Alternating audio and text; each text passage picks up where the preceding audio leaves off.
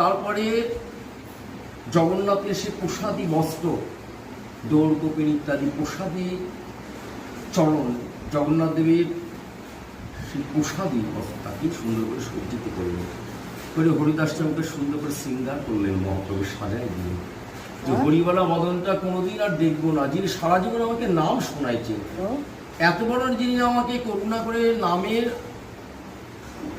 নামের অপ্রাকৃত মহিমা এবং নাম আস্বাদন করাইছে, সে প্রিয় ভক্তের বলা বদল তার দর্শন করতে হবে না। ভক্ত বিরোহী অস্তিষ্ঠতা করতে করতে ভগবান কাঁদতে কাঁদতে কাঁদতে কাঁদতে তিনি নিজে তাকে সুন্দর করে সাজায় দিলেন, আজকে শৃঙ্গার করলেন, তিলকাতে সুশোভিত করলেন, চন্দনমালা দিলেন, দিয়ে সুন্দর একটা সমাধি রচনা করে হরিদাস ঠাকুর শোয়াই দিলেন। চোখের জলে বক্ষ ভাসছেন, নামের ধ্বনি করতে করতে করতে এক